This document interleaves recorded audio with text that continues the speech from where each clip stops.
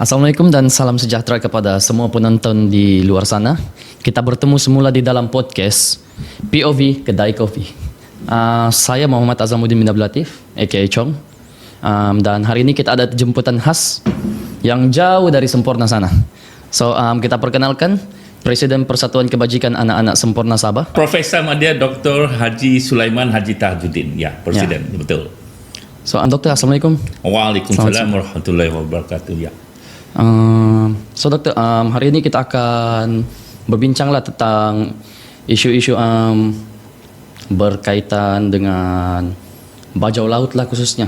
So kita punya tajuk hari ini ialah meneroka isu sosial, which is dari komuniti bajau laut ke cabaran NGO lah, Dokter. Iya, betul. So melibatkan NGO juga lah kan, yang masa yang sama. Hari ini kita akan fokus kepada NGO di Sabah lah. Iya, dan sedikit berkaitan dengan bajau laut. Yes, si Gypsy. Sempurna. Ya. So, kita coba.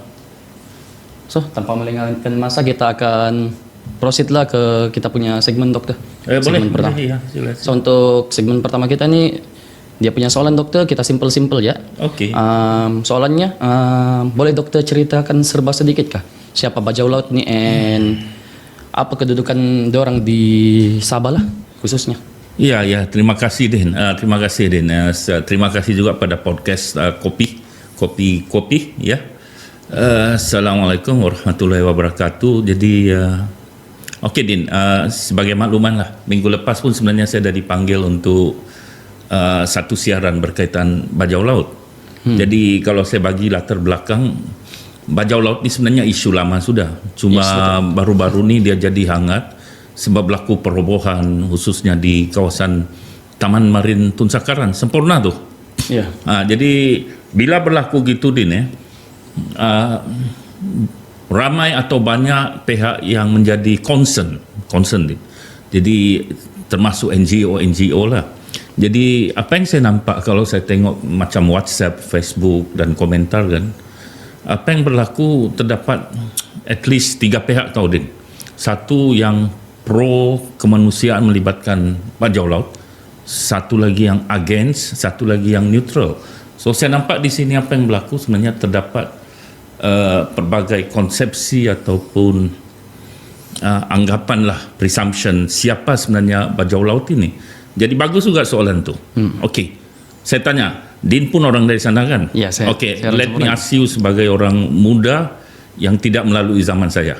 Okay. Apa definisi? Bagaimana Din dulu? Sebelum saya jawab, okey, Din menyoal, Din jawab dulu. Okey, kalau di POV saya lah kan, Dokter. Sebenarnya saya ada juga lah dengar cerita sedikit sebanyak tentang si Gypsy ni. Orang bajau laut Sempurna lah khususnya. Dorang ni actually ada yang mention dorang ni sebenarnya memang penduduk asal lama dari Sempurna lah. Iya. Memang menetap lama di Sempurna sebelum kemerdekaan Malaysia pun sudah. Memang ada sudah. Dorang memang sudah menetap. And ada di sisi lain juga mention yang dorang ini sebenarnya datang dari Philippines. Okey. Ya. Saya pernah dengar juga dari beliau saya lah sendiri, dia pernah mention juga ada yang berlatar belakangkan Philippines. Macam kita tahu di Sempurna pun memang ada banyak suku kaum kan. Suluk termasuk dalam suku kaum tersebut. Iya. And hasil daripada kemasukan tu ada percampur adukan antara kaum lah. Iya. Antara bajau dan suluk dan sebagainya lah di situ. So untuk spesifikkan yang bajau laut ni dia ni orang sini ataupun tidak, yang saya mau tahu sebenarnya, yang saya mau tahu sekarang ni, sebab kita bercakap ramai yang punya definisi sendiri kan. Yes, itu tidak sendiri. Termasuk bangsa lain, negara lain mengenai si Gypsy atau bajau laut. Okey, Din sendiri boleh masuk kategori muda begini, yang baru masuk ke peringkat 20-an lebih begitu.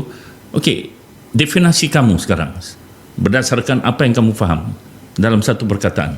Okay, sebelum saya bagi definisi saya. Kalau pandangan saya, dorang ni neutral, di antara neutral sebenarnya. Dorang ni neutral. Okey, maksudnya suku kaum ini bagaimana kita bezakan dia dengan suku kaum lain?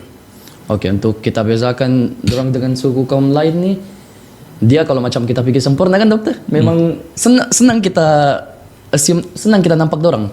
Memang dari cara pembawaan dorang, kehidupan dorang, Faham. lifestyle dorang kan memang begitu-begitu aja bah from time to time. Okey, jadi saya sebenarnya soal balik pada Din tu sebenarnya saya cuba melihat apa definisi pihak lain mengenai pandangan. Okey. Kalau saya lihatlah dari sudut akademik dulu kan. Sebenarnya orang sejarah pun punya definisi berbeza. Yes. Tapi kalau kita tengok macam penulisan ilmiah, okey, dia kategorikan bajau Sijip sini sebagai satu kelompok bajau.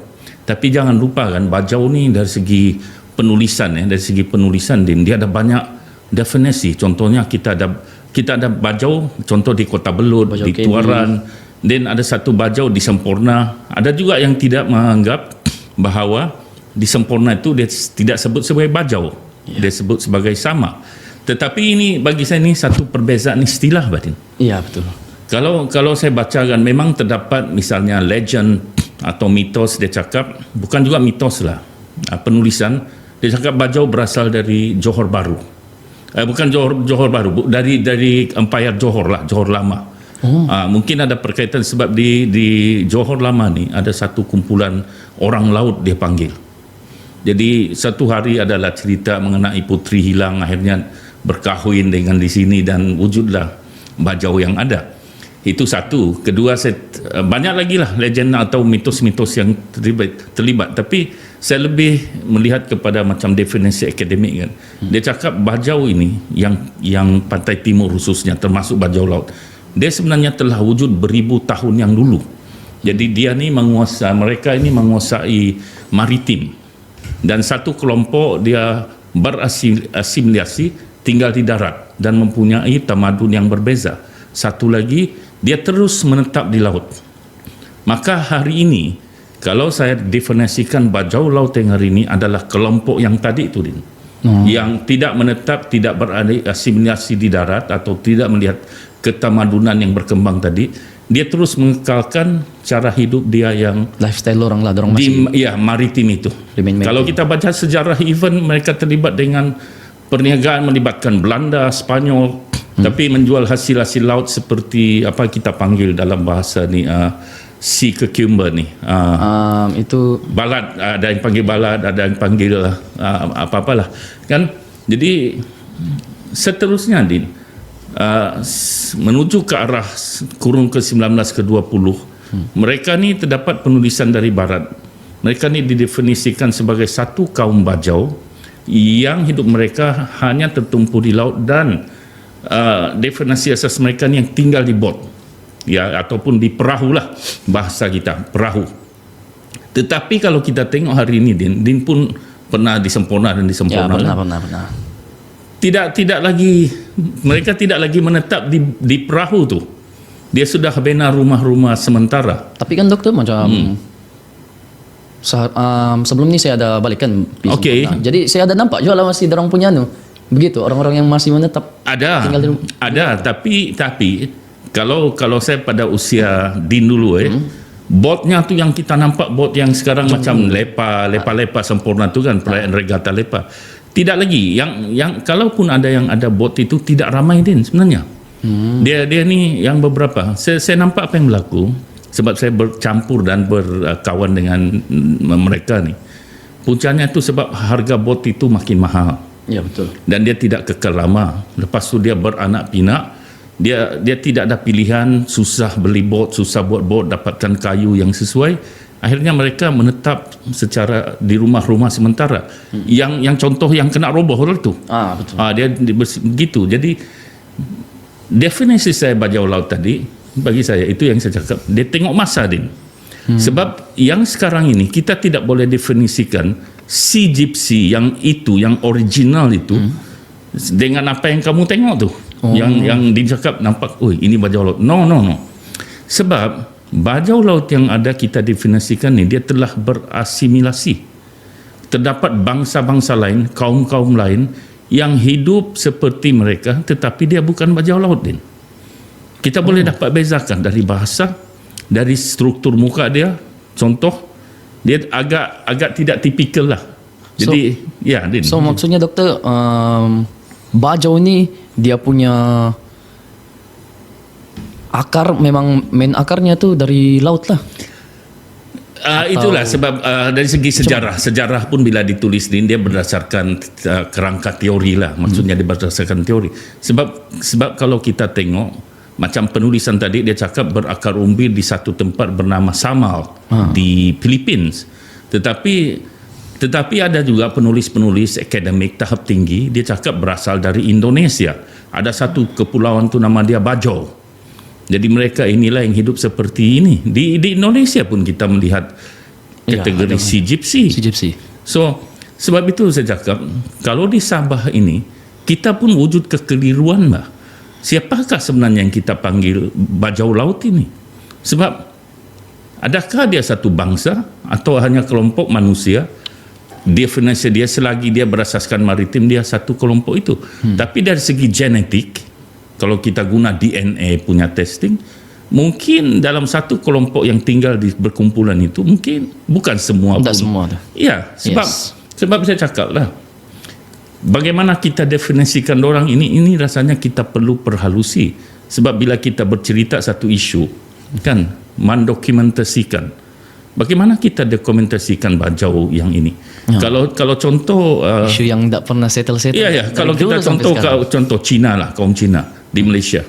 Ya, dia mungkin ada beberapa pecahan, tapi dia tetap macam satu lah. Kita tengok, ini memang Cina.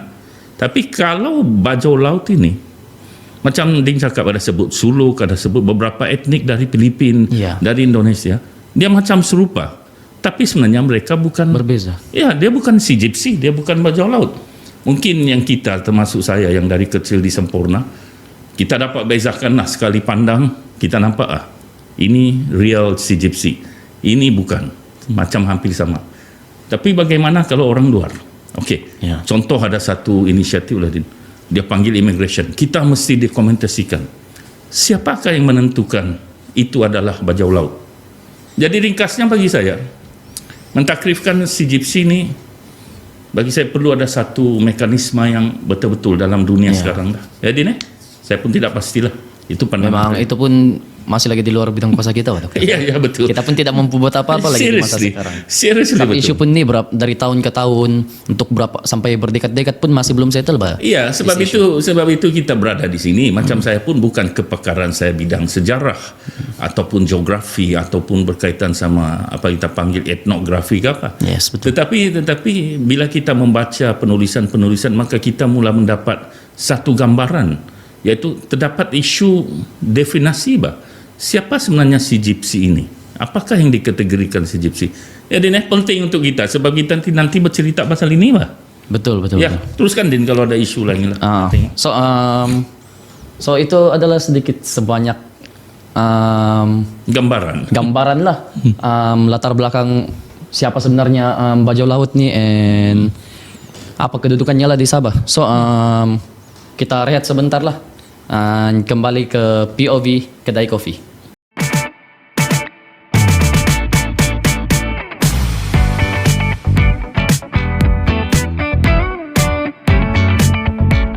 Oke, kembali kita ke dalam POV Kedai Kopi. So, dokter, kita akan proceed lah. Kita punya segmen, which is segmen kedua. Iya. So, untuk segmen kedua ni, dokter, kita akan lebih fokus ke dalam lah untuk kita punya topik pada hari ini. So, dia punya soalan, dokter. Dokter rasa apakah peranan NGO-NGO lain termasuk Perkasa sendiri dalam penglibatan bajau laut, and apa dia punya halangan ataupun kekangan yang berlaku lah semasa penglibatan? Iya. Saya faham. Saya suka sebenarnya menyentuh NGO. Bukan setakat disebabkan saya presiden. Saya tahu pun Din juga terlibat NGO kan? Ya, Okey, kalau kita tengok statistik kan, di Malaysia sekarang ini, kalau ikut laporan satu portal lah, setakat 2022, itu 2 tahun lepas ya 2 tahun lepas, kita ada hampir 80,000 NGO. 80,000 NGO. Terdapat beberapa isu tu melibatkan NGO ni. Of course NGO ni selalunya ditubuhkan oleh aktivis. Ya, aktivis. Iaitu satu bentuk fahaman, satu individu yang mempunyai satu prinsip, satu perjuangan, sehingga kan dia sanggup berkorban tenaga, nyawa, duit untuk merealisasikan itu. Dan selalunya NGO ni diperlukan. Okey, persoalan di sini, apakah antara isu besar NGO, saya cerita isu besar dulu. Ya, boleh. Yang pertama dia cakap dana. Kedua sebenarnya melibatkan objektif dia. Sebab terdapat beberapa isu, beberapa NGO ditubuhkan dia sebenarnya ingin kelihatan baik dan juga memang berniat baik, tetapi di sebaliknya ada isu dia sebenarnya gunakan untuk kepentingan diri sendiri. Cari duit dan sebagainya. Yes, Din pun tahu kan 30% kalau ikut ROS, Register of Society, dia boleh ambil duit sendiri. Sehingga kan ada yang dituduh kaya jadi pasal NGO dan sebagainya. Gara-gara NGO pun boleh kaya. Dah ini kita ketepikan. Betul. Okey, sekarang kita cerita NGO yang betul-betul berniat untuk membantu. Okey. So termasuklah macam kami Persatuan Kebajikan Anak-anak Sempurna ni, dia level Sabah atau Malaysia lah. Walaupun dia sebut sempurna, tapi sebenarnya dia merujuk kepada semua yang berasal dari sempurna, dan kalau kita cakap majoritinya bajau. Ya. Bajau. Jadi tidak juga hanya untuk bajau. Kalau dia Bugis ke, dia apakah yang penting dia berasal dari sempurna, kita cuba bantu dari segi kebajikan dia. Tapi sebenarnya kita pun ada limitasi sebab seperti yang saya sebut. Dana ni.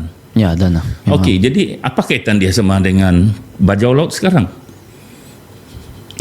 Kan kalau Din tengoklah, Din pun terlibat NGO kan? Ya, tapi kalau macam saya punya NGO ni kan dia lebih kepada alam sekitar, Pak Doktor. Okey. Saya lebih kepada alam sekitar. Jadi kalau macam ada yang berkaitan dengan bajau laut ni pun mungkin dalam 10% to 20% je, Pak. Ya. Isunya. Ya, tapi jangan lupa Din, saya pernah sebutkan bajau laut dalam istilah kita yang istilah sebenar tu ya. Dia ni akhirnya kan merupakan satu fenomena yang semada kita suka atau tidak, especially kalau kita lokal lah, Sempurna, Kadilah, Datuk Kunak, di mana mereka ramai, kita terpaksa terima hakikat kita tidak boleh lari dari apapun dampak atau impak kewujudan mereka. Betul. Okey, kan? Contoh, kewujudan mereka di kawasan-kawasan koral ataupun dekat hutan, dekat pulau. Dia dikatakan dari segi positifnya lah Din, dia tolong cari kita ikan, dia sediakan buruh yang murah. Jadi kita sebagai lokal ataupun penduduk tu, kita dapat beli mereka tanpa perlu kita ke laut. Jadi terdapat penghususan lah. Okey, tapi yang ramai orang cakap sekarang ni perkara melibatkan dampak negatif pengeboman bom ikan. Bom ikan. Ya, itu salah satunya lah. Okey, kerosakan koral ataupun yang laut ni kan, keindahan alam semua jadi, dan pelbagai lagi. Di Sempurna contoh, satu kawan dia telefon saya bila dia tahu saya berada di sini. Dia cakap, "Doktor tolong cakap. Salah satu yang kita hadapi sekarang ni ada dua dia cakap. Satu, kewujudan mereka ni telah membuatkan kita dilabel sebagai satu kaum ya, seolah-olah sama seperti mereka yang tidak punya tamadun, buang sampah, merosakkan. So Sempurna ni industri pelancongan. Ya. So dianggap pelancong tu datang bila dia melabel kita secara negatif, buang sampah berkeadaan tidak sepatutnya. So kita pun terlibat sama. Dia tidak di level secara spesifik, dia di level secara general. Ya, dianggapkan bajau itu sama. Ya. Sebab itu tadi di segmen awal, saya setuju kita kena cerita dulu siapa sebenarnya mereka ini. Ya, betul. Ya. Sebab to be honest, secara jujurnya, saya pun tidak mahu dipanggil sebagai bajau laut dalam istilah dia tu. Betul. Sebab bagi saya berbeza dari segi fahaman agama saya, dari segi cara hidup dan sebagainya. Tetapi kita terpaksa terima hakikat yang kita ini mempunyai karakteristik yang sama. Yes. Contoh dari segi bahasa. Ya, jadi gitulah kan. Okey, macam juga mungkin orang Inggris atau English. Di US dia cakap dia orang Amerika. Di England dia cakap dia orang British. Kan? Ataupun di Holland atau Netherlands dia bercakap English, dia panggil diri dia orang Belanda. Tetapi mereka berkongsi satu bahasa yang sama. Jadi, tetapi dia tidak kata dia orang British atau orang US kan. Okey, so NGO ni, kenapa akhir-akhir ini peranan NGO jadi isu? Macam kami lah, Persatuan Kebajikan Anak-anak Sempurna. Kami cuba fikirkan bagaimana mereka yang asal sempurna ini dapat dibantu dari sudut pelbagai. Contohnya bila ada kematian, bila ada pendidikan, persekolahan, Dan contoh hari itu seperti COVID-19. Yes. Tetapi kita pun ada limitasi kita. Ya, ada sebab limitasi. tujuan asas penubuhan kita dulu lebih kepada silaturahim sebenarnya. Silaturahim. Ya, itu sebenarnya. Tapi mula jadi berubah. Tapi perlu duit lah, terus terangnya dana itu memang kekangan besar. Okey, jadi bila masuk bajau laut ini, kami mula melihat dari sudut bagaimana cuba menangani implikasi dia kepada lokal tahu kewujudan mereka ni. Ya, betul. Sebagai contoh dia di Semporna ni, kerajaan bila berlaku perobohan macam ada cakap memperuntukkan satu kawasan untuk penempatan mereka. Ya. Ada dengar Ada dengar tu, memang ada dengar. Dan Itu kemudian memang akan diberikan macam rumah dan pelbagai kemudahan. salah satunya PPR Dekatan itu kan. Exactly. Bubul. Exactly. Jadi sebagai Presiden Persatuan, saya menerima beberapa pandangan bahawa mereka tidak setuju sebab ramai lagi orang kita yang Memerlukan ya. Ya, jadi kenapa mereka itu perlu didahulukan? Ini saya tidak cakap bahawa apa yang kerajaan buat ini salah.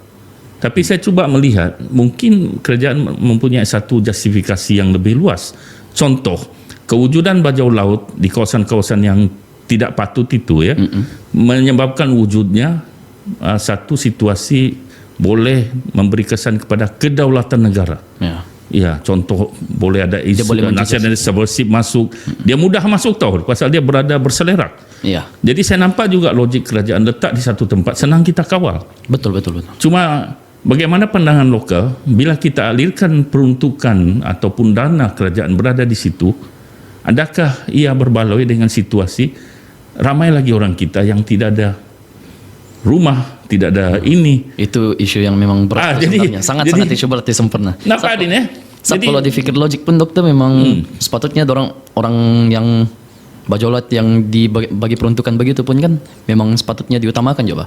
Sebab dia bukan sekadar menjejaskan kedaulatan, salah satu dia menjejaskan ekonomi juga sebenarnya. Okey, bagaimana yang pendapatmu, berkesan. Din? Kalau macam pendapat saya kan dokter,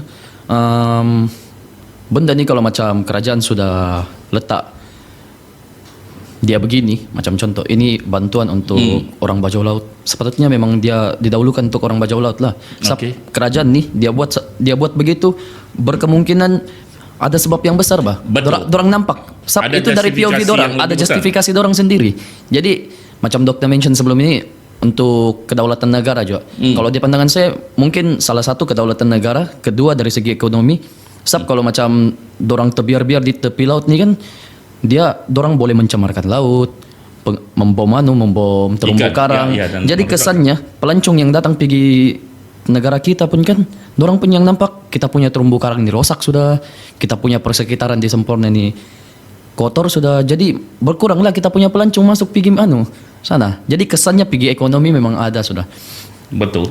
Saya setuju. Dia memang luas bah. Iya. Jadi mungkin tujuan kerajaan buat begitu tu untuk memudahkan orang Semporna, tapi mungkin segelintir orang Semporna ni dorang tidak nampak bah. Iya. Benda Jadi bagus juga kita bincang lah. Okey Din. 2-3 hari lepas saya ada dapat satu berita lah, update dia.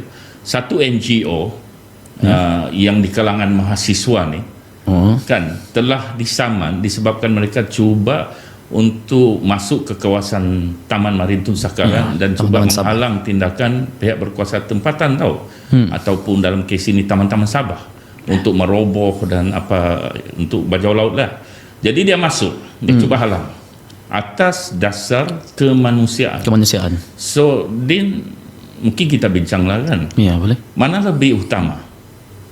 Kemanusiaan yang diperjuangkan oleh NGO sehingga mereka ditahan, direman dan kemungkinan didenda, bukan sedikit tu. Okey. Ini kita bercakap soal NGO. Kalau saya jadi NGO, saya cuba pertahankan apa yang saya mahu. Tetapi kerajaan saman saya. Kerajaan anggap saya menghalang itu. Adakah itu baik untuk kita atau what do you think? Apa pandanganmu? Kalau macam pandangan saya kan dokter, if kerajaan sudah letak situasi begitu, dorang sudah set begitu, bagi saya kita perlu akur dulu bang untuk kerajaan. Sebab kerajaan ini kan dorang buat something untuk kebaikan kita bah. Sebab kemungkinan besar benda yang dilakukan tuh dia memberi impak di masa akan datang bah. Kita tidak tahu lagi 10 tahun akan datang kesannya macam mana. Untuk kalau kita mention pasal kemanusiaan kita boleh build by progress bah. Okey, betul. Bagi saya pun setuju Din. Jadi apa yang saya nampak sebenarnya kes ni jadi berat, jadi hangat. Pasal kalau saya tengok tindakan itu dilakukan untuk pembersihan. Ya. Tetapi mungkin kita tidak ada satu perancangan yang detail sebenarnya. Ya. Contoh Backup paling plan orang backup plan. Ya. Contoh paling jelas sejauh mana NGO tadi kita telah bawa bersama berbincang. Betul. Ya, sebab bagi saya lah, termasuk saya sendiri kan, saya cuba melakukan sesuatu yang baik. Yes. Jadi saya akan pertahankan ideologi persatuan ataupun NGO itu, sebab kita rasa itulah yang terbaik untuk kita secara holistik. Kalau saya bagi contoh misalnya Mohandas Karamchand Gandhi ataupun Mahatma Gandhi. Dia sama juga seperti kita. Dia bermula aktivis, dia tubuhkan NGO dan sebagainya. Akhirnya India gara-gara satu orang jadi seperti itu. Begitu juga Nelson Mandela kalau kita tengok. Ya, Philip Randolph yang memperjuangkan hak orang Afrika di USA. Jadi ketika dia mula berjuang itu, mereka ni dianggap sebagai nuisance lah, ataupun gangguan kepada dasar-dasar kerajaan. Tetapi bayangkan Din, kalau NGO ini tidak berjuang kepada apa yang mereka percayai kan, mereka tidak akan seperti hari ini. Afrika Selatan tidak seperti ini. Begitu juga India, begitu juga di USA mengenai nasib orang-orang Afrika yang inginkan kesamarataan atas dasar kemanusiaan. So dalam kes NGO kita dalam kes dia kiranya kes yang sama lah. Hampir sama. Dia memang macam mana orang bilang, dia ada pros and cons masing-masing bah. Exactly. So itulah mungkin kita serahkan pada penonton atau pada apa semua. Mungkin penonton pun dorang akan ada pandangan sendiri juga lah untuk topik begini nih. Dia punya poin nih. Sebab memang kalau mau bincang pun pasal benda ni, sebenarnya benda ni subjektif bah. Semua orang ada ideologi masing-masing, semua orang ada pandangan masing-masing. Ya, tetapi sesuatu perlu dilakukan kan. Betul. Kalau mungkin saya boleh spesifik lah. Misalnya kalau saya tidak silap yang baru ni Borneo Comrade. Yes. Ya, dia saya baca dalam website dia punya ideologi, dia punya apa semua kan. Dari segi kemanusiaan tu memang bagus. Dan dia tidak mengharapkan dana daripada mana-mana. Maknanya dia punya neutrality tu ada tau. Tetapi adakah tindakan menyaman apa mereka itu betul? Betul itu soalannya. Betul dari segi legality mungkin mereka salah. Mungkin. Tapi dari segi hak asasi manusia itu lain lagi tahu. Yes. Jadi ini yang sebenarnya mungkin podcast kita hari ini mungkin membuka satu pemikiran, membuka minda orang luar sana lah, terutama yang suka ber-NGO. Ya, betul. Terutama yang NGO di luar sana lah. Jadi termasuk kita Din. Masuk soal lah. So untuk macam mana? Untuk poin kami ini sebenarnya kalau mau kami konklusikan, sebenarnya topik ini sebenarnya dia masih subjektif bah. Dia cukup luas Din. Sangat-sangat luas. Jadi mungkin ini kita cuma peringkat awal. Kita buka satu isu. Benda ni kita tidak boleh diam. Betul. Sesuatu mesti dibuat. Sama ada kita NGO, kita kerajaan, orang awam, there must be something to start from. Kena ada sesuatu kita buat sebenarnya. So untuk kami punya segmen yang kedua ni, kami lebih kepada memberi pandangan lah. Apa kami punya ideologi sendiri ni. Inilah kami punya pemikiran nih untuk kami punya topik. So betul. Itu saja dokter untuk kita punya. Ya, saya rasa kalau kita mau cerita pasal NGO apa ni tidak habis Badin. Ya, tidak habis. Jadi mungkin kita buka lain kali. Kurang-kurang kita boleh berfikir Boleh. Okey. So I think untuk di segmen saya telah kami punya segmen untuk segmen 2 nih. So jangan kemana-mana. Kami ada next segmen lagi lepas ini. So sebentar lagi bersama kami POV Kedai Kopi.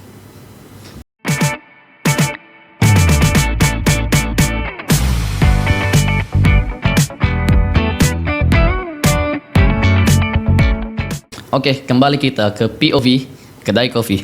So untuk kita punya segmen ketiga nih dokter, kita tarik daripada kita punya segmen kedua lah tadi. Kita sudah bincang about issue lah sedikit, kesan-kesannya tuh. So untuk kita punya third segmen nih dokter, kita akan mention lah apa langkah yang perlu diambil untuk mengatasi ataupun menangani lah dokter isu-isu tersebut jika dia tidak ditangani dengan baik.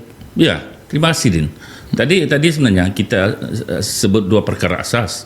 Satu bajau laut. Yes. Lepas tu bila melibatkan NGO ni kita sebut NGO lah. Ya. Jadi bajau laut tadi isunya banyak, dia macam dokumentasi dan pelbagai itu kan. Adakah perlu dibiarkan? Adakah perlu melibatkan orang ni kita berdiam diri atau begini saja? Okey, itu satu. NGO pula tadi. Okey, NGO ni wujud sebab wujudnya aktivis yang percaya bahawa sesuatu prinsip kemanusiaan khususnya tu perlu di fight tau. Kan? Betul. Macam Din tadi green kan? Yes. So macam Din punya persatuan lebih pada macam mana menyelamatkan turtle, membersihkan laut, menyelamatkan coral.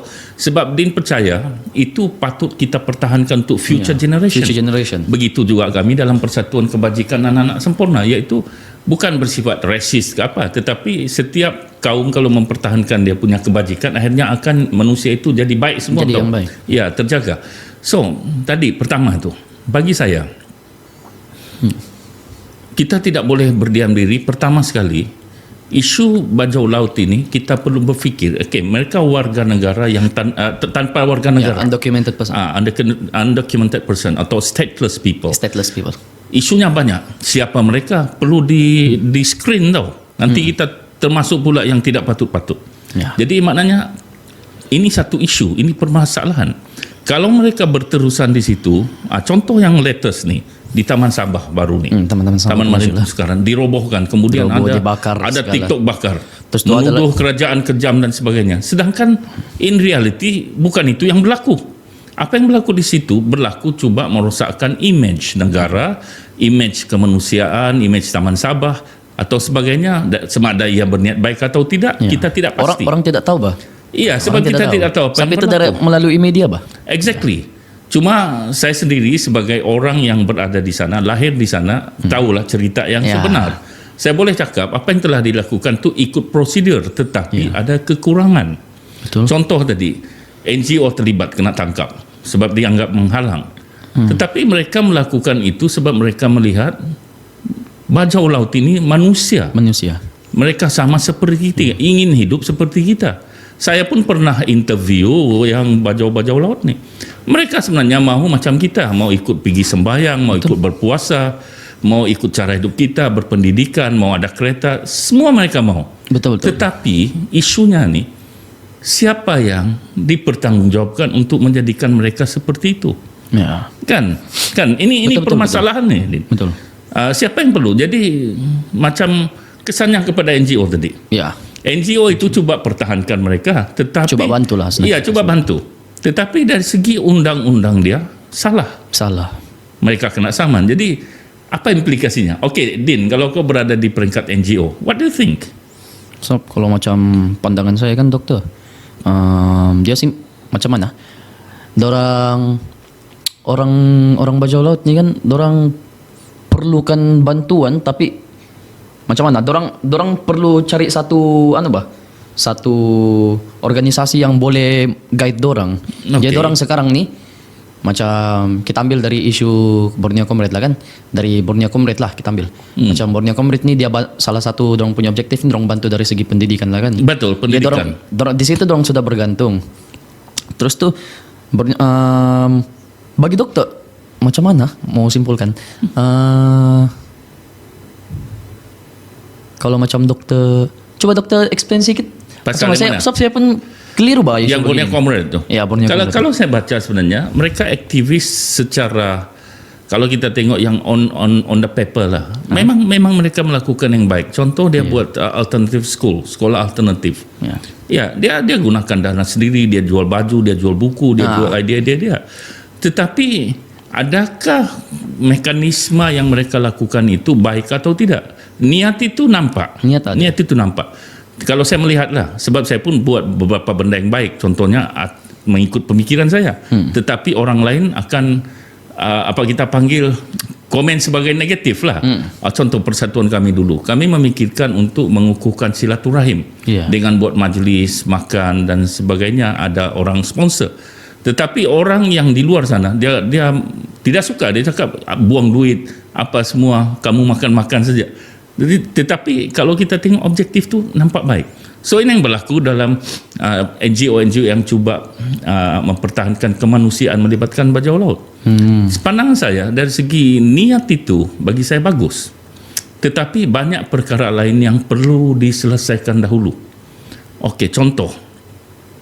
Kalau mereka memikirkan hanya bajau laut, di pulau-pulau itu ramai juga anak-anak yang terbiar lokal ini. Betul. Ini pun perlu diatasi. Tetapi mungkin ada badan lain lah. Jadi mungkin macam Borneo Comrade bagi dia, yang ini tiada yang handle. So, dorang pergi handle.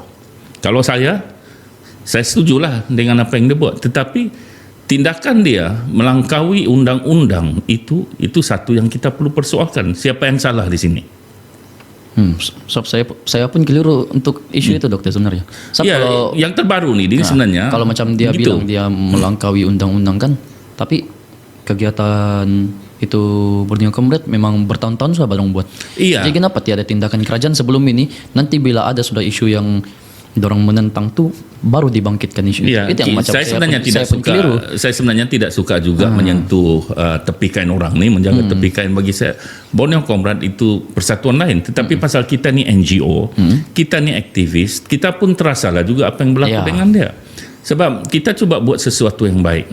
Tetapi akhirnya kita direman, kita disaman. Siapa sebenarnya yang silap? Okey, macam dia cakap, dia sudah lama di situ, kenapa sebelum ini kita diam? Begitu juga bajau-bajau laut yang tinggal di kawasan Taman Marin Tun Sakaran itu. Dia telah berpuluh tahun di situ. Kenapa hari ini selepas baru kita isu roboh? tersebut baru benda tu baru begitu juga sekolah alternatif yang dibuat oleh Comrade. Banyak kaitan sebab bila ada sekolah alternatif ini, dia macam jadi satu center di mana yang tidak berkaitan pun masuk. Sebab dia cakap anak dia sekolah sana, dia mau stay sana, dia buat rumah yang apa semua. Tetapi kalau yang original bajau laut, that's fine. Tapi kalau itu dijadikan sebagai satu alasan sahaja untuk dia buat aktiviti subversif. Kita pun tahu cerita penangkapan ganja besar di Sempurna. Ada yang lanun guna senapang. Mereka ini dengan mudah memasuki perairan kita dengan cara transit yang ini. Sebab itu saya suka tengok langkah kerajaan untuk meletakkan dia di satu tempat khusus tu. Ada logik dia supaya kita macam buat satu traffic bah. Maksudnya dari luar kalau masuk dia mesti ke sana. Dia lalui satu jalan. Dia macam CIQ ni, macam immigration ada apa semua kan. Siapa masuk negara kita dia melalui satu saluran saja. Siapa laluan tikus tu tangkap saja. Maknanya ada perkara tidak baik. So dari sudut itu saya setuju dengan kerajaan. Sangat setuju. Itu mesti kita setuju. Cuma perlu diperhalusi. Sebab tanah itu juga berdekatan dengan kawasan-kawasan penduduk asal. Betul. Seolah-olah kalau bahasa kasar dia, kudis ini kita letakkan kepada mereka, Pak. Siapa yang lebih terasa? Nanti orang-orang sekitar. Maknanya di sini kena ada satu mekanisme perancangan yang betul-betul teliti seperti menarik rambut dari tepung. Tepung tidak berselerak, rambut tidak putus. Isunya ni bagaimana itu dilakukan? Okey, kalau Din lah sebagai orang muda ni. Kalau macam saya kan, Dokter, memang kerajaan pun sekarang bagi saya memang susah untuk dorang perhalusi benda ni. Macam kita tahu kan, Dokter, perairan di Sabah ni memang luas. Untuk dari negara kita ke negara lain siapapun berapa jalan dorang boleh masuk tu. Betapa luasnya kawasan tu. Mau harapkan kita punya immigration pun susah juga. Kita punya tentera laut pun tidak boleh juga. Tak boleh komit 100%. Dorang pun perlu tidur, perlu rehat. Dorang pun ada job scope lain. Maksudnya jadi, dia terhad lah, tidak dapat 100%. Tidak dapat komit 100% lah orang bilang. Jadi untuk dia komit 100%, cuma keupayaan dia tidak dapat menampung itu semua. Jadi macam untuk, kalau pandangan saya, Dokter, untuk perhalusi benda tu itu perlu dipikir panjang tu, Dokter. Perlu dipikir panjang. Okey, saya tanya Din. Katalah kita bercakap perkara yang lebih luas. Okey, dua perkara. Satu, bagaimana NGO ini, semangat NGO tu tidak mati dengan apa yang berlaku ni. Mereka termasuk kita lah, Dina. Kita cuba lakukan sesuatu yang baik atas nama NGO. Tetapi pada masa yang sama, disebabkan kita dilihat melanggar peraturan-peraturan kerajaan, kita pun kena saman. Okey. Dalam arti kata lain, seolah-olahnya baik jangan buat, tapi kalau kita tidak buat, siapa pula yang akan buat? Excuse me. Okey, itu satu. Bajau laut tadi. Jadi pastinya akan wujud lagi banyak NGO cuba untuk masuk campur. Ya, NGO agama seperti Ustaz Abid Liu pernah masuk. Abid Liu pernah masuk. Beberapa masuk, beberapa juga contoh pengusaha-pengusaha resort tempatan masa Covid tu bukan sedikit din. Darul Dakwah pun ada masuk. Yang masuk membantu kan, masuk membantu sehingga kan orang-orang tempatan yang lain pun merasa iri. Pun ada juga. Ya, Tapi betul. tidak apalah, kita ada justifikasi sendiri. Tetapi isu bajau laut ini satu isu yang akan sentiasa ada dalam hidup kita. Maknanya din, bajau laut dan NGO akan sentiasa berkait rapat. Berkait rapat. Okey. Jadi isu di sini bagaimana menyelesaikan isu melibatkan bajau laut secara tuntas dan bagaimana juga pada masa yang sama menjaga agar NGO-NGO ini terus berfungsi sebagaimana ia sepatutnya. Tidak mustahil akan wujud seperti Randolph yang saya sebut tadi, Philip Randolph yang memperjuangkan Afrika dari kurun ke-19-18 tu di Amerika. Hari ini siapa-siapa yang racism boleh kena tangkap tahu di Amerika sebab Betul. aktivis seperti itu. Begitu juga Nelson Mandela. Kalau tidak kena Nelson Mandela, mungkin sampai hari ini Afrika Selatan tidak seperti kemerdekaan yang dia dapat. Orang asal Afrika Selatan akan tertindas oleh orang yang menjajah itu. Menjajah. Mahatma Gandhi dan ramai lagi di Malaysia ini kita tidak payah sebutlah. Jadi apa yang berlaku di sini kita nampak di dalam konteks bajau laut. NGO aktivis ini mau melakukan sesuatu yang baik. Kita tidak boleh anggap mereka itu hanya ingin jaga kebajikan bajau laut. Contoh seperti saya cuba masuk campur dalam kes bajau laut ini bukan kerana saya fikirkan itu sahaja. Saya berfikir kalau kita tidak kawal selia dengan baik bajau laut, impaknya kepada lokal. Yang Betul. kita sudah bincang tadi. Impaknya ke Saya masyarakat. sebenarnya memikirkan juga kesan kepada lokal, ekonomi, sosial dan politik mereka suatu hari. Ya, So, betul-betul. kita kena tangani lah. Jadi bagi saya, sepatutnya lah Din, sepatutnya mungkin tidak wujudlah isu NGO kena tangkap, Ya, NGO kena. Dia akan membunuh semangat aktivis tau. Iya. Tetapi pada masa yang sama, aktivis pula bagi saya tidak boleh berpegang hanya kena dia fikirkan dia betul maka dia langgar semua peraturan. Isunya Tak ni, boleh juga. isunya ni Din, bagaimana perkara ini kita elak. Okey, mungkin kita boleh tutup cerita kita kalau ada Din satu pandangan yang saya boleh ulas lah. Sepatutnya kalau saya lak doktor untuk isu itu, mungkin NGO ini perlu lebih berkait rapat dengan kerajaan sebenarnya. Perlu lebih berkait rapat. Okey, ada contoh ni macam mana lebih Macam berkait contoh, rapat?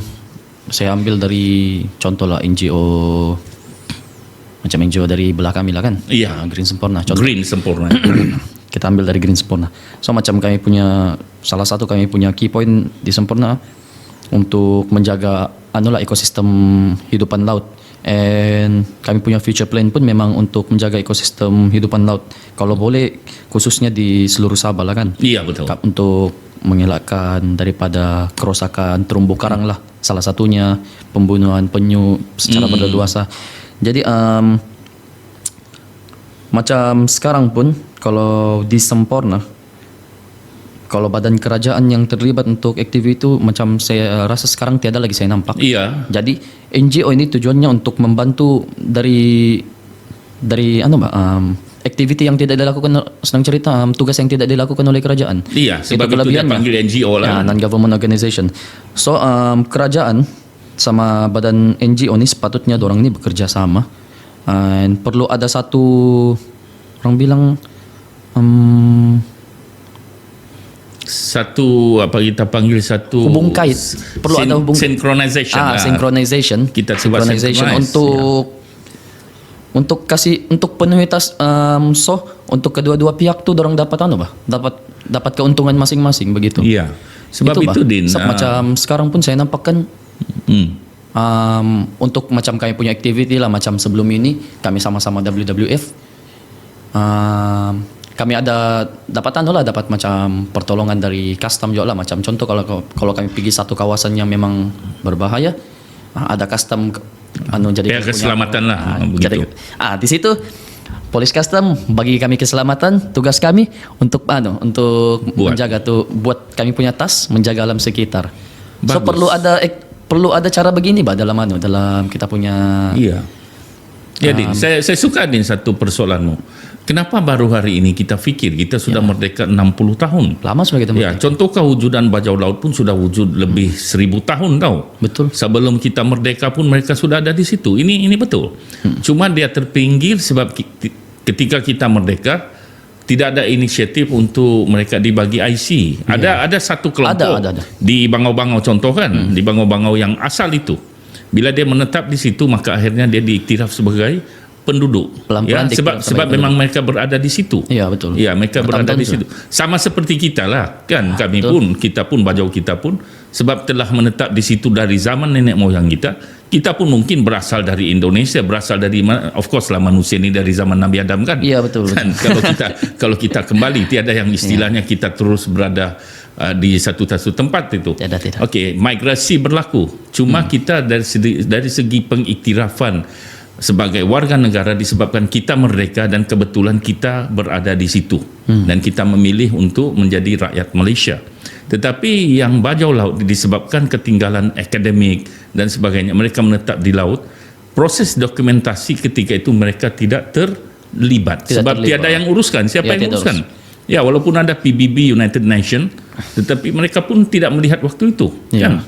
So hari ini baru jadi ada usaha-usaha UNHCR kan. Lagipun salah satu mungkin isu ramai orang yang zaman-zaman dulu undocumented mungkin sebab sistem pendaftaran itu pun salah satu. Exactly. Yes. So dia makin kompleks sekarang sebab kalau kita tidak semudah cakap immigration pergi daftarkan bajau laut. Tak boleh. Susah sebab macam kita sudah bincang awal tadi. Yang bajau laut ini bercampur sudah.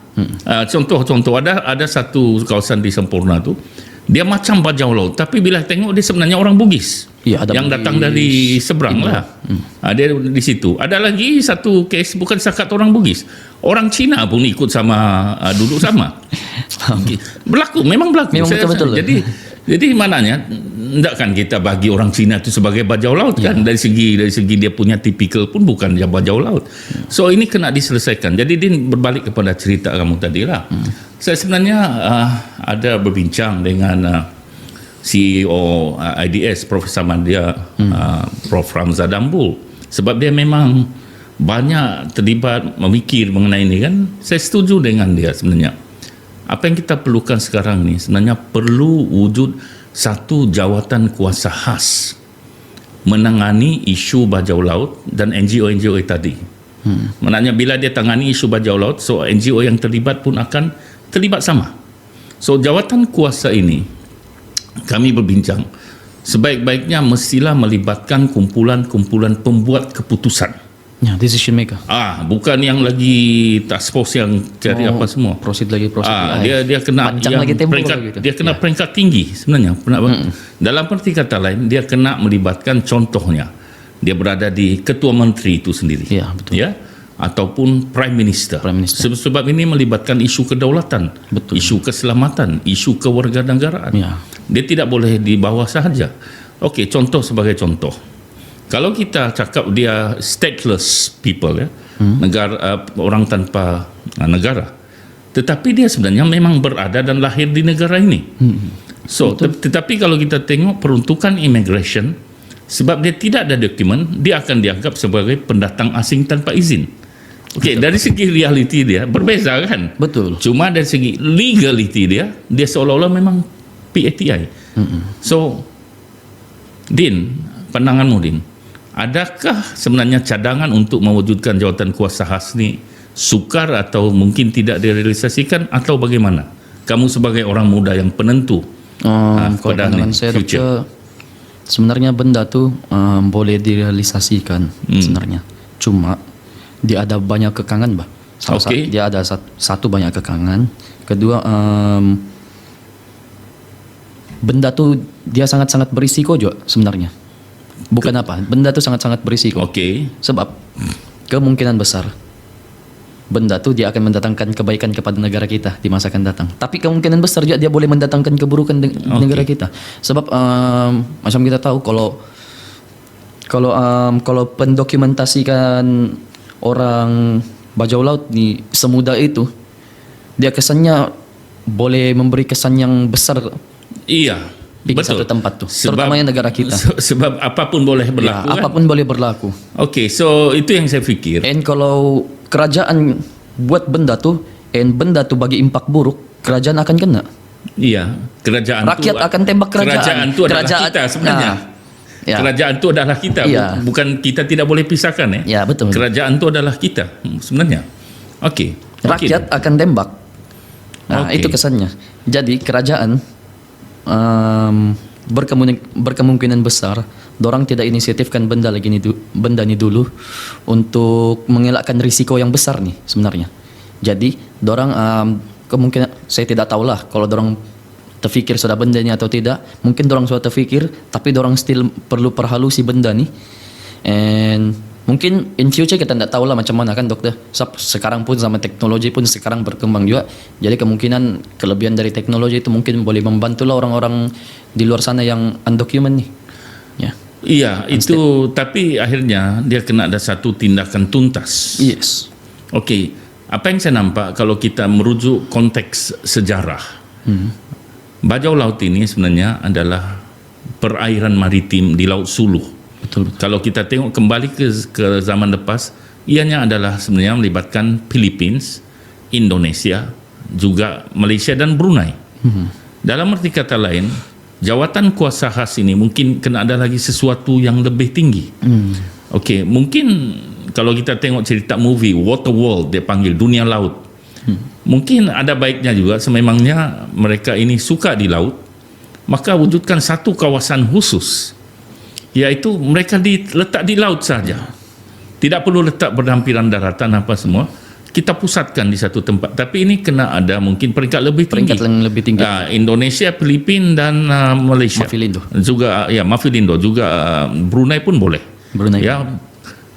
Kita panggil BIMP Aga melalui persefahaman itu, letakkan di satu tempat. Atau kalau di Sempurna mungkin kita tidak letak di Pantai Manis yang dekat daratan.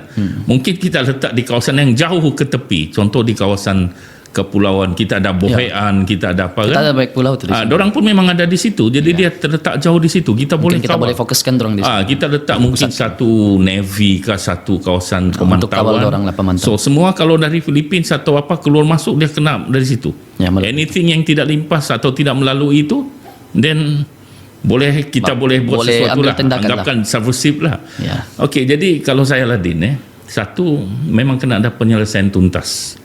Kalau saya orang Sempurna yang memikirkan juga kebajikan di Sempurna, apa yang saya nampak, mereka berpusat di sana.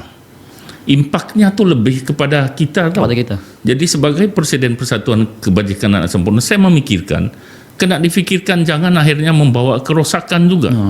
Ya, kita pun boleh nampak di Kota Kinabalu, di Sandakan, di Lahadatu kan, serpihan-serpihan mereka datang jadi peminta sedekah tengah malam kita Itu isu tu. ya, dia jadi isu sosial, dia boleh jadi isu kesihatan, politik dan sebagainya. Jadi maknanya Sempurna ini tidak boleh dibiarkan hanya menanggung dia sendiri tahu melibatkan ni. So dalam arti kata lain, Sabah ini di bawah Malaysia. Di bawah Malaysia. Bermakna kerajaan federal, kerajaan Sabah kena melakukan sesuatu yang tuntas untuk menangani bajau laut, dan di mana NGO itu perlu difungsikan, kena difikirkan Din. Jadi kalau boleh jangan kita anggap dia langgar peraturan saman dan apa semua. Itu bukan tindakan. Mungkin kita perlu boleh ada diplomasi. Perbincangan. Sebab itu saya pikirkan Din, jawatan kuasa khas ini penting. Sebab kalau tidak, kita tidak boleh halang aktivis nih. Kita boleh nampak aktivis ada yang sanggup bunuh diri, sanggup mati kan untuk pertahankan ideologi dia. Jadi saya percaya dengan hanya saman, dengan hanya begini, sukar untuk membunuh semangat aktivis dia tu. Apa yang boleh kita cuba berdiplomasi, betul kan? Berdiplomasi, iya. Ya. Nama pun negara Malaysia kan. Kalau Din dibawa dalam masuk jawatan kuasa khas teknikal ni atau jawatan kuasa ni, setuju ke tidak? Sebagai NGO kan? Setuju lah, sebab iyalah kita pun negara diplomatik kan. Jadi kita bagi pandangan kita bagi ada ideologi sendiri, kita ada hak asasi sendiri kan. Kita so, boleh bersuara. Saya harapkan Din, kita sebagai presiden NGO ni ataupun ada NGO masing-masing ni dapat dimasukkan dalam jawatan kuasa tu. InsyaAllah. Ya, kalau tidak sebagai pembuat keputusan, at least bagian teknikal, task force pun yang penting kita berada di situ.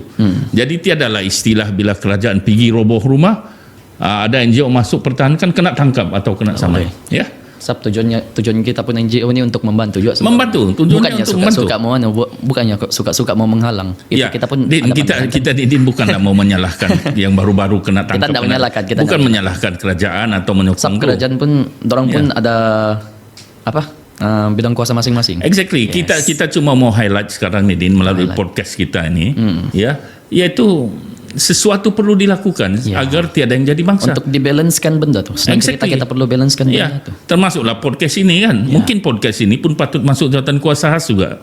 Betul. Ya, sebab dia menyebarkan maklumat. Ini maklumat penting ni sebenarnya. Ya. Sangat-sangat Why penting. not? Kan? Why Jadi berkemungkinan orang-orang di luar sana, dorang pun yang ada ideologi sendiri, dorang boleh share, kita boleh kongsi. Pelan-pelan kita kembangkan tu topik. Betul. Seriously betul. Topik ni boleh berpanjangan ni.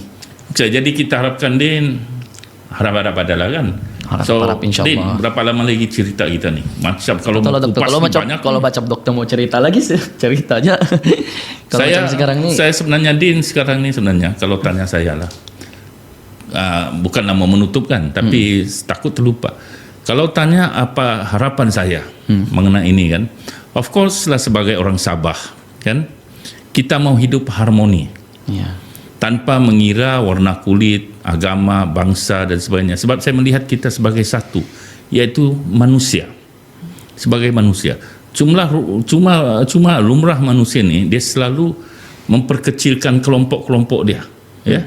Contohlah, dulu kami di Sarawak kan, bila kena hantar ke sana, kami melihat kami orang Sabah dan Sarawak itu pula berbeza. Bila berkumpul kan sesama Sabahan, mula lagi memisahkan. Ini orang KK, ini orang, memang lumrah manusia. Ya. Jadi dalam konsep bajau laut ni saya tengok pun sama. Kita cuba membezakan, oi, kau bajau laut, kau bajau darat, aku Cina, aku Bugis. Akhirnya kita akan ciri-ciri kemanusiaan kita tu kan Din hilang tau. Jadi bukanlah saya cuba mempertahankan bajau laut ini sebab dia lebih hampir kepada saya sebagai orang bajau dari sempurna, tetapi macam saya cakap, ini adalah masalah bersama. Ya, seperti mana berlaku di Palestin. Ianya bukan kerana kita mungkin suka sangat di Palestin atau, tetapi kita melihat sebagai isu kemanusiaan Din. Mereka manusia, kita juga manusia. Dan paling penting kepada yang percayalah Din, kepada yang percaya kita yang ada agama, ada kepercayaan ini.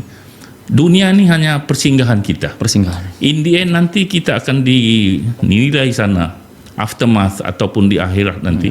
Apa kebaikan kita sesama manusia itu. Jadi kalau bajau laut ini kita pinggirkan sama ada secara sengaja atau tidak, Itu akan dibicarakan tuh. jadi Dibicarakan tuh. jadi kan Din, harapan saya lah.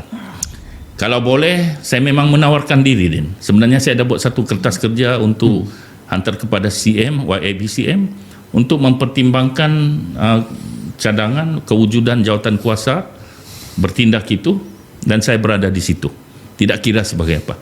Jadi itu harapan saya Din, sebab saya percaya kan Din, melalui jawatan kuasa ini kita ambil semua NGO yang berminat, kita agihkan ataupun synchronize secara berstruktur agar kita berfungsi dengan baik. Tetapi saya percaya Din, pasti ada saja yang tidak setuju dengan idea ini.